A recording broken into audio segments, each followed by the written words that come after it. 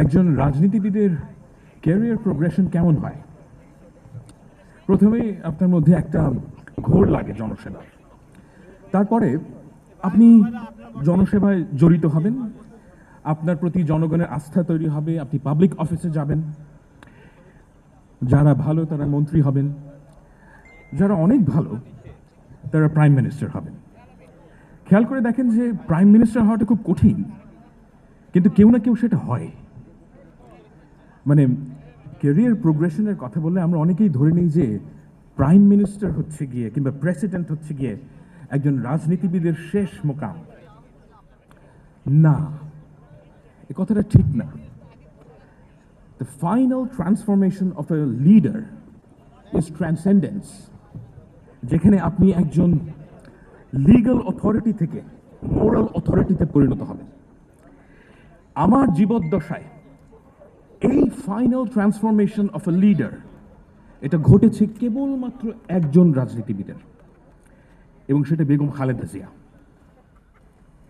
সম্মানিত সভাপতি ও উপস্থিত সুধী, বেগম জিয়াকে নিয়ে কিছু বলতে দেওয়ার সুযোগ করে দেওয়ার জন্য আমি আপনাদেরকে ধন্যবাদ জানাই। It's an honour. Great sacrifice great leader বানায়। ওই যে বলছিলাম ট্রান্সেন্ডেন্স, এটা গ্রেট স্যাক্রিফাইস ছাড়া হয় না। এবং বেগম খালেদা জিয়ার যদি জীবনটা দেখেন, এটা পুরোটাই স্যাক্রিফাইস।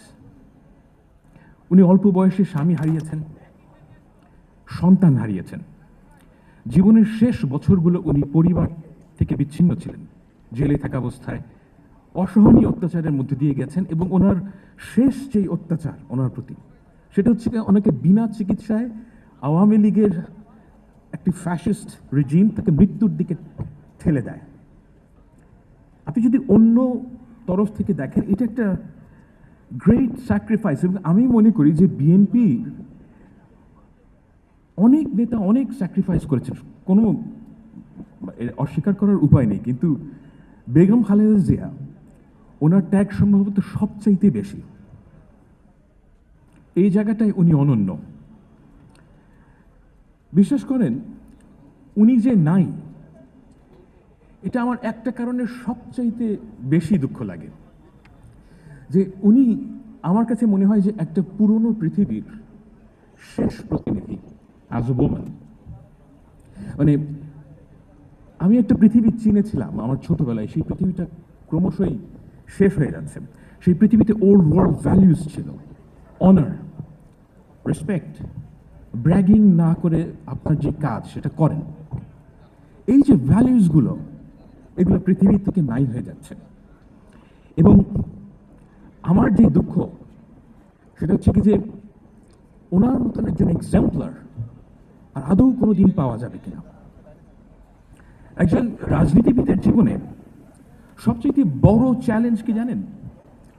তাকে ওই দেশের সবচাইতে অ্যাভারেজ মানুষটাকে বুঝতে হয়, সবচাইতে অ্যাভারেজ মুসলমানটাকে বুঝতে হয়, তার হৃদয়টাকে চিনতে হয়।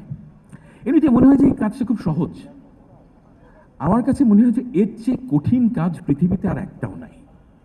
কারণ আপনাকে নিজের স্বকীয়তা বজায় রেখে সমাজের সবচাইতে অ্যাভারেজ মানুষটার হৃদয়টাকে বুঝতে হবে, এবং তাকে আপনার দিকে টানতে হবে, এবং তাকে স্টিয়ার করতে হবে। এটা একেবারেই সহজ না, কারণ আপনাদের প্রত্যেকের ইগো আছে, এবং ওই ইগোর জায়গাটা থেকে নিচে নামা খুব কঠিন। এমনিতে বলা যায়, কিন্তু আসলে খুব কঠিন।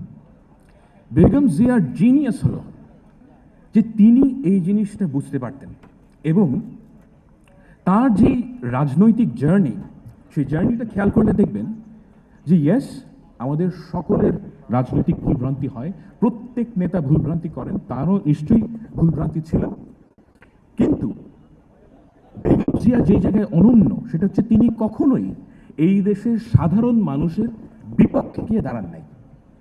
এর একটা চমৎকার উদাহরণ হতে পারে যে 2003 সালের যেই 2003 সালে বাংলাদেশের উপর চাপ দেয় ওয়ার অন টেররে পার্টিসিপেট করার জন্য, এবং এগুলোর যেই অ্যাভেলেবল লিটারেচার সেটা বলে যে আমেরিকা বাংলাদেশের কাছে সেনাবাহিনীর সহায়তা এবং আকাশ সীমা ব্যবহারের অনুরোধ করেছিল। দেখেন, এই অনুরোধে তিনি যদি সাড়া দিতেন, আমি মোটামুটি নিশ্চিত যে 2009 সালের যেই নির্বাচন, সেই নির্বাচনে বিএনপির উপর দিয়ে স্টিম রোলার যেত না। বেগম জিয়ার পরিবারের উপর যে অত্যাচারের স্টিম রোলার, সেটাও হয়তো হতো না, এটা আমার অনুমান। কিন্তু দেখেন, তিনি সাধারণ মানুষ কি চায় এটা বুঝতে পেরে তিনি কখনোই ওই পথে যান নাই, এবং তিনি এক প্রকার বিএনপিকে স্যাক্রিফাইস করেন অন প্রিন্সিপল, যে তিনি বাংলাদেশের সাধারণ মানুষ, তিনি যদি সেদিন যেতেন তাহলে বিএনপি বাঁচত, কিন্তু বিএনপির সাথে জনমানুষের যেই দূরত্ব তৈরি হতো সেটা ঘোচানো খুবই খুবই কঠিন হতো। খেয়াল করেন যে 20 বছর পর বিএনপি এত অত্যাচারের পর কিন্তু টিকে আছে, এই দেশের মানুষের ভালোবাসা পেয়ে টিকে আছে। এই কাজটা সহজ ছিল না। এটা হচ্ছে গিয়ে ওনার একটা অনন্য ব্যাপার, যে ওনার পলিটিক্যাল একিউমেন্ট এটা পিয়ারলেস, এবং এই জিনিসটাকে ছোট করে দেখার কোনো উপায় নেই। আমাদের শিক্ষিত সমাজ এই জিনিসটাকে কখনোই বোঝার চেষ্টা করে নাই। আপনি যখন লাইফটাকে দেখবেন, যে এই কাজটা তার পলিটিক্যাল কেরিয়ারের সবচাইতে বড় অর্জন, যে তিনি এই দেশের সাধারণ মানুষ এদের বিপক্ষে যান নাই। উনি মারা গেছেন, এই দুঃখ আমার সারা জীবন থাকবে। এরকম জায়গায় অনেকে কবিতা বলেন। আমার জন এলিয়ার একটা কবিতা শেয়ার আমার মনে হয় এখানে বলা যায়, बिछड़ा कुछ इस अदा से के रुत ही बदल गई, बिछड़ा कुछ इस अदा से के रुत ही बदल गई, एक शख्स सारे शहर को वीरान कर गया। সে এমন ভাবে চলে গেল যে ঋতুই বদলে গেল।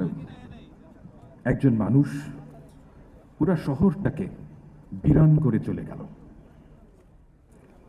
আপনারা সবাই বেগম জিয়ার জন্য দোয়া করবেন। আমি এই মানুষটাকে ভালোবেসেছিলাম।